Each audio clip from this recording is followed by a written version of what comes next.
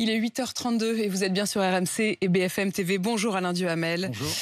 C'est un grand plaisir de vous écouter ce matin et prendre le temps avec vous parce que d'abord, il faut qu'on comprenne cette attente. 49e jour d'attente. Qui mieux que vous pour essayer de comprendre avec vous ce moment d'attente et ce qu'il peut en sortir. Mais pour une fois, je veux aussi parler de vous. Vous allez vraiment arrêter ? À la fin de la saison. Vous avez encore à me supporter une saison entière et ça ne sera pas n'importe quelle saison. Et je peux vous dire que je vais en profiter comme jamais. Mais pourquoi ? D'abord parce que ma femme le demande. Elle me le demande d'ailleurs depuis 10 ans chaque année, mais enfin de plus en plus fort. Et puis parce que je trouve qu'il y a un moment, puis il y a trop de gens de la famille en plus. Il y a de ça ? Ça vous met mal à l'aise, ces critiques qui ont pu avoir sur la dynastie de journalistes ? La dynastie, c'est complètement idiot, puisque c'est des branches différentes. Moi, je ne suis pas une dynastie. Mon père n'était pas journaliste et mon fils n'est pas journaliste. Bon. Mais votre frère l'est, votre belle-sœur l'est, et évidemment votre neveu. Mon frère, déjà sous Giscard, ça ne nous rajeunit pas. J'étais sur la 2, il était sur la 1. Et c'était un problème. C'était un problème politique à l'époque, qui était d'ailleurs public. Et là, mon frère est sur une autre chaîne, très estimable. Mais je n'aime pas quand on est à la même heure, sur le même sujet, et sur 2 chaînes concurrentes. Donc ça a joué, oui. Est-ce que vous vous dites aussi que peut-être justement c'est le moment de les laisser en quelque sorte grandir ? On peut évidemment parler de Benjamin dans cette chaîne. Ils grandissent très bien sans moi. Voilà. Alors là, de ce point de vue, il n'y a pas de problème. C'était plutôt la gêne d'avoir... Enfin, non, c'était plutôt l'âge quand même. Bon, et quand on a un certain âge, et moi un âge certain, on a toujours peur de ne plus trouver ses mots, d'oublier quelque chose.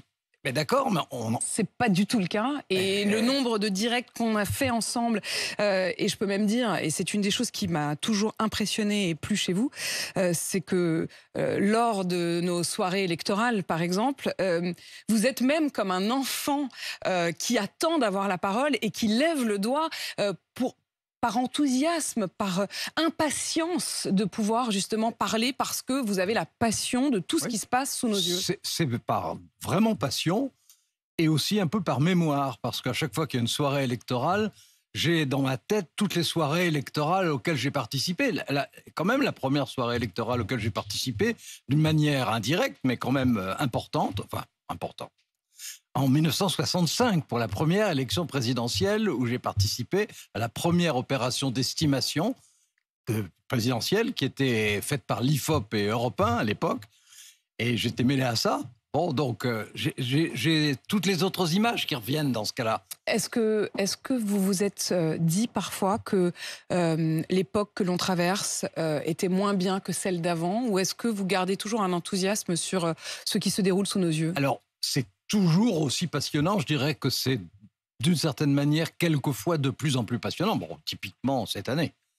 On va y revenir tranquillement, mais oui. J'aimerais savoir, même s'il y a eu des moments peut-être de mélancolie, de tristesse, on a des gens qui parfois disent c'était mieux avant. Alors, en ce qui concerne l'intérêt, donc la passion en fait, franchement c'est tout le temps intéressant parce que tout se renouvelle, les hommes, les sujets, les drames, etc. Donc c'est toujours aussi intéressant. Maintenant, en ce qui concerne la satisfaction, l'évaluation des acteurs, le niveau des politiques, je ne vais pas vous dire qu'on va d'étape en étape vers des sommets éternels, parce que ça n'est pas vrai. Et quand je me rappelle, alors je sais bien que ça fait vieux monsieur de dire ça, enfin quand je me rappelle dans les années 80 qui étaient les chefs de file des différentes sensibilités, bon, on ne peut pas dire qu'on soit un Himalaya aujourd'hui par rapport à ce Mont Blanc-là. Les chefs de parti ou effectivement... Les grands leaders politiques, ouais. Ils sont d'un niveau inférieur. Est-ce que vous aimez notre époque, Alain Duhamel ? Elle me passionne parce qu'elle est très neuve. Elle me dérange terriblement parce que, par exemple, je supporte mal, ça va peut-être vous paraître ridicule, je supporte mal que des gens autour de moi, des enfants, des petits-enfants, ne lisent pas ou lisent peu. Ça, je trouve ça insupportable et à ma génération, inimaginable. Bon, ça, il y a des choses comme ça. Bon, et puis... je ne vais pas vous dire que je suis un fanatique de la numérisation de la société. D'abord parce que je suis totalement incapable, inepte même. Mais bon, il y a des pentes, puis la violence, etc. Même si je relativise sur la violence, parce que j'ai connu de tels épisodes de violence dans ma vie que là, je peux relativiser. Mais il y a des choses que je n'aime pas. Il y a aussi des choses que je trouve formidables. Hein. Lesquelles? Mais d'abord, dans les formes d'enseignement, on parle toujours de l'enseignement de façon négative, mais dans les formes d'enseignement, il y a des progrès dans certains domaines qui sont inimaginables. Par exemple, là aussi, ça va peut-être vous paraître ridicule, mais dans la documentation qui est donnée aux élèves. Ce qu'on peut leur donner aujourd'hui par rapport à ce qu'on donnait. Et y compris d'ailleurs à nous, journalistes, parce qu'à l'époque, bien sûr. On parlait d'un début où il fallait Absolument. avoir tout en tête, ou alors aller rechercher des documents. Il y avait des grands services de documentation d'ailleurs dans toutes les rédactions. Oui. Désormais, c'est vrai qu'on a besoin d'une information, on l'a de manière quasi immédiate. Voilà, donc ça c'est quand même un progrès énorme. Et puis, par rapport, alors là aussi je ne veux pas dire par rapport il y a 50 ans, mais même par rapport... Vous pouvez le dire. Non, mais par rapport il y a 20 ans, je suis quand même frappé de voir que toutes les paroles se libèrent. Alors, elles ne sont pas toujours intelligentes, elles ne sont pas toujours agréables à entendre, mais en soi, c'est bien. C'est bien que les gens s'expriment, même si c'est pour râler, puis même on connaît les Français, si c'est en étant tout le temps des fétistes. Il y a quand même une plus grande liberté. On a gagné en liberté. Oui, on a gagné en liberté. On a gagné aussi en risque, parce que ça va ensemble, mais on a gagné en liberté. J'aime le mot que vous venez de dire. Vous avez dit, je peux relativiser, notamment sur la violence. Et c'est vrai que c'est une des choses formidables avec la mémoire dont vous êtes l'incarnation encore ce matin. C'est de pouvoir relativiser, alors que notre époque a souvent le nez sur le guidon. Prenons justement le temps de comprendre cette époque, mais je n'hésiterai pas à revenir parfois justement sur la mémoire et le champ que vous en avez. Ça, je vous fais confiance pour ne pas hésiter. Quel scénario est-ce que si la société civile, est-ce que si Thierry Baudet, qui est le dernier nom en date, mais enfin je vous aurais interrogé hier matin, je vous aurais dit Bernard Cazeneuve, quel scénario, Alain Duhamel?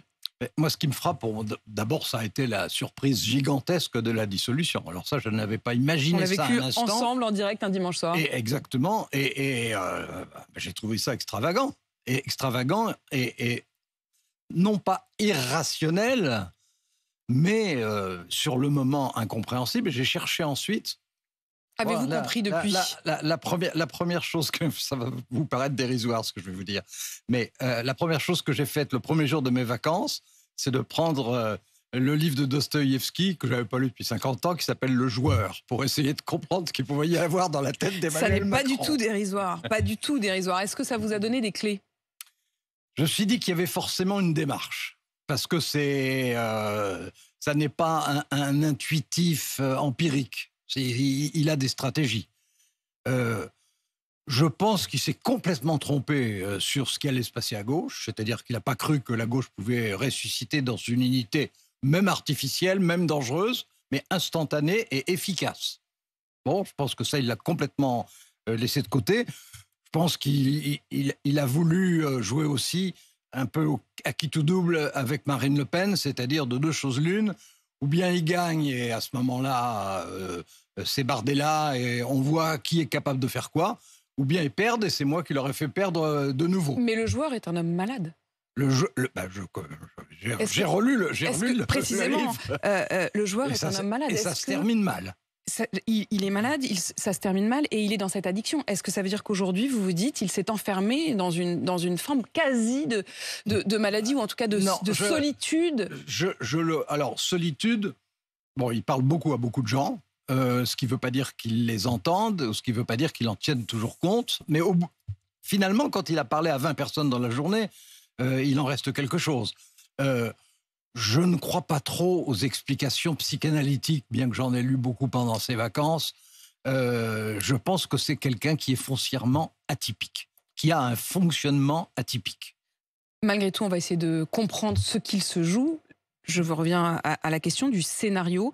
Plusieurs scénarios sur la table. Dans les toutes prochaines heures, probablement, on en aura la clé. Un choix politique, d'expérience, un Bernard Cazeneuve, un Xavier Bertrand. Le choix, au contraire, de quelqu'un qui n'a pas de bilan politique, un Thierry Baudet, dont on a, pour nombre d'entre nous, quasiment appris le nom hier, président du CESE, le Conseil économique et social, avec un gouvernement technique. Quel serait l'avantage ou l'inconvénient de l'un ou de l'autre? Bon, d'abord, je pense que si c'était le président du Conseil économique, social et environnemental, je pense que ça serait dans le mauvais ordre. Je pense qu'un gouvernement avec un non politique à sa tête, ça doit être l'ultime recours si d'autres tentatives ont d'abord été faites avant. Je pense que la logique, mais je pense ça alors depuis le début, je pense que la logique aurait été de demander à Mme Castex de former son gouvernement. Elle l'aurait fait, elle se serait présentée, elle aurait été censurée, mais le jeu aurait été joué comme il doit être. Ce n'est pas une règle constitutionnelle, mais c'est du bon sens et de la tradition politique. Puis ensuite, il fallait demander à quelqu'un, au contraire, de droite. Même scénario, serait présenté, censuré. Et une fois que la gauche et la droite auraient démontré qu'ils étaient incapables de résister à des censures, à ce moment-là, l'hypothèse d'un gouvernement qu'on appelle technique, un gouvernement, c'est jamais technique, hein, mais un gouvernement de personnalité de la société civile, ou en partie de personnalité de la société civile, ça, ce serait imaginable. Ça, ce serait le bon ordre. Donner leur chance, en quelque sorte, à la gauche d'abord, à la droite ensuite. Et si aucun des deux ne s'en sortait, alors pouvoir justifier en quelque sorte et dire, écoutez, vous n'avez pas réussi, je vous ai donné votre chance. Tout le monde l'a vu, les Français le savent, ils ont demandé un changement. On vous a proposé désormais, il y aura d'un toujours côté, ce de doute. l'autre. Or, désormais, il y aura toujours ce doute. Il y aura toujours Lucie Castex qui pourra dire, mais j'aurais réussi. Oui.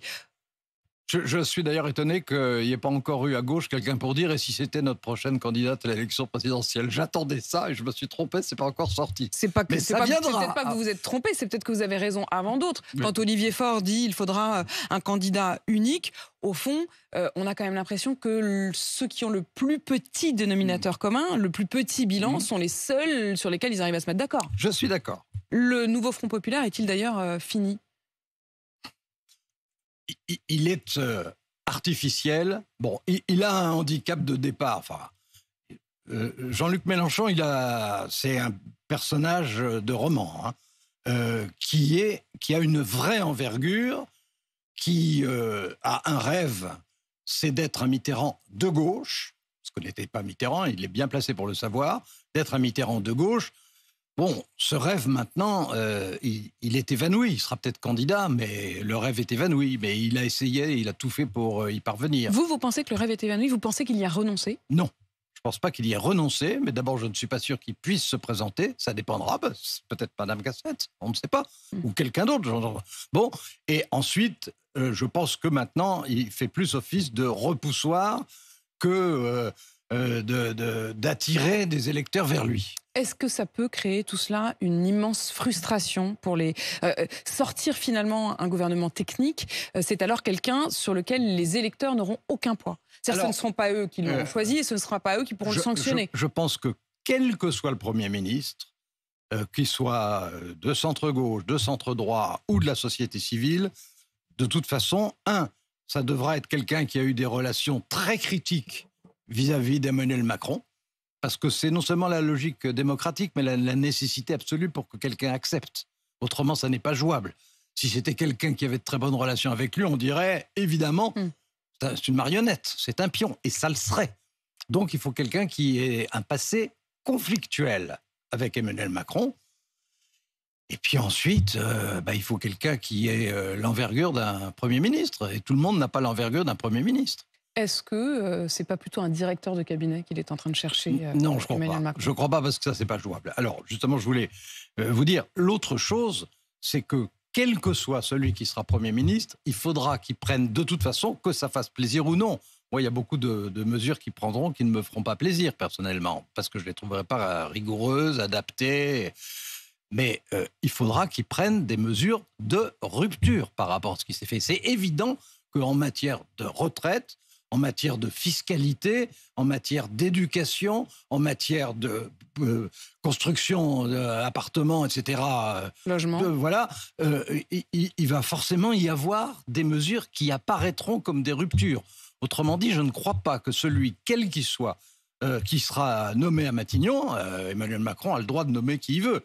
Mais chacun a le droit de refuser. Mais le pays aussi. est à droite ou il est à gauche? Il est les deux, il est lui. Non, ça, mais en ce moment? En ce moment, il est plus à droite aujourd'hui qu'il ne l'était en 2017. Donc, ça, c'est sûr. quelque chose d'un peu contradictoire, effectivement, à se dire que si le pays est plus à droite, ils finissent avec un Premier ministre qui soit plus à gauche. Si on dit ce qui est la réalité, que de toute façon, cette fois-ci, pour la première fois sous la Ve République, sauf la période 58-62, je vous la laisse. Mais en dehors de ça, en dehors de ça, c'est la première fois que le Parlement va vraiment jouer un rôle moteur et même un rôle décisif. Et donc, Emmanuel Macron, contrairement à ce qu'on dit souvent, ne perd pas tous ses pouvoirs, toute son influence. Il en garde beaucoup, mais le Parlement sera beaucoup plus puissant qu'il ne l'était. Et donc, il n'y aura pas de marionnette à Matignon. Ça, je n'y crois pas un instant. J'aimerais avoir la même finesse historique que vous, Alain Duhamel. C'est ce qui me faisait rire quand vous me disiez « je vous la laisse ». Oui, je n'y avais pas spontanément fait référence. Quand même, un mot aussi sur la stratégie et sur, vous avez dit, le joueur. Parfois, on se demande s'il ne se joue pas de nous, mais aussi d'eux. Quand hier, Emmanuel Macron reçoit très officiellement Bernard Cazeneuve et Xavier Bertrand, mais dans le même temps, laisse fuiter l'idée qu'au fond, il y a un troisième nom qu'on n'avait pas vu venir, qui est Thierry Baudet. Est-ce que c'est pas se jouer d'eux? Est-ce que c'est pas même assez humiliant, dur même, humainement? Disons que même François Mitterrand au pouvoir était plus simple. Et donc Emmanuel Macron est certainement celui qui, au pouvoir, dans l'utilisation de la communication et dans la tactique, parce que là, c'est pas de la stratégie, vis-à-vis de la nomination, a trois ressorts.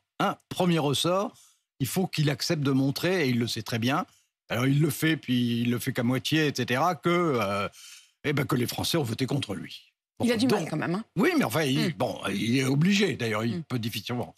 Deux, qu'il faut qu'il donne le sentiment qu'il ne cherche pas à se moquer de l'Assemblée nationale, mais au contraire à la respecter, ce qui, sous la Ve République, pour le coup, est une grande nouveauté, sauf période de cohabitation. Mais n'oublions pas que là, ce sera une demi-cohabitation. Ce n'est pas une cohabitation avec une opposition forte et une majorité... Voilà. Là, c'est un personnage, un paysage éclaté, et complètement éclaté, terriblement difficile. Bon. Et puis, trois, il faudra que, justement, il n'apparaisse pas comme soit un marionnettiste, soit quelqu'un ayant envie d'agir comme un marionnettiste, même si ça n'est pas vrai. C'est parce que ça serait à son détriment. Or, il a envie d'avoir une influence jusqu'au bout. Et je pense que pour la prochaine élection à laquelle il ne participera pas, il aura en tout cas un pouvoir de nuisance. Un pouvoir de nuisance? Oui. Ce qui voudra dire que... les différents candidats auront intérêt à réfléchir à leur relation avec lui. Joueur, mais pas marionnettiste. Alain Duhamel, vous allez faire quoi ensuite? J'imagine pas une seule seconde que vous allez juste aller jouer au tennis. Non, alors d'abord, c'est de plus en plus difficile. Oui, mais je peux le dire, je vous ai vu jouer au tennis et je vous ai trouvé remarquable. Alain Duhamel, est-ce que vous avez envie de continuer à regarder, de continuer à analyser à la fin de cette année dans laquelle on va beaucoup profiter de vous? Je ne vais pas être hypocrite, ma passion pour la vie politique et d'ailleurs pour la vie française en règle générale ne va pas disparaître. Donc... je n'aurai plus d'activité professionnelle, quotidienne, disons. Je n'aurai plus de contrat, je ne serai un collaborateur de personne. S'il se passe des choses importantes et qu'on me demande mon avis, surtout si c'est quelqu'un qui interroge bien, je vous dirai oui. Bon, vous me direz oui. Je voulais penser aussi quand même ce matin, parce que vous avez dit, il y a la gêne aussi de la famille et tout ça, mais... c'est moi qui pense ça. Oui, j'ai bien compris, mais est-ce qu'il n'y a pas aussi la tristesse quand même de ne plus avoir votre complice de toutes ces années, Jean-Pierre Elkabbach? Si, bien sûr. Et alors, à chaque fois qu'il y a une interview un petit peu marquante, je pense à la façon très particulière qu'il avait de procéder, qui n'était pas une façon que j'approuvais, mais qui était une façon que j'admirais. C'est ce qui était compliqué. Je n'approuvais pas sa technique qui consistait à passer 3/4 d'heure au téléphone avec l'invité la veille et puis à le voir au moins une demi-heure avant son interview. J'ai détesté ça. Quand on faisait des émissions ensemble, y compris avec des présidents, lui y allait, moi je disais non, moi j'y vais pas. Je n'y allais pas. Donc je n'aime pas sa technique, mais j'admire le virtuose inégalable. Et vous en parlez toujours au présent. Vous aviez l'habitude mais de je vous pense appeler. à lui très souvent. Oui, j'ai bien pensé. Oui. Je me suis dit qu'il devait y avoir aussi de ça. Ah oui. Et puis de ne plus pouvoir lui passer votre coup de fil. Oui, c'est plutôt lui qui m'appelait. D'accord. Parce qu'il est plus bavard que moi. Enfin, vous voyez, je parle encore au présent. Bah oui, mais je le comprends parfaitement. Alain Duhamel, merci d'avoir pris le temps avec moi ce matin. On le refera dans l'année. Je peux vous dire que je ne vais pas vous laisser partir comme ça. On profitera particulièrement dans cette année où on aura encore plus besoin que jamais de votre analyse et de votre mémoire. Alain Duhamel, éditorialiste politique à BFM TV toujours. Il est 8h52 sur RMC BFM TV.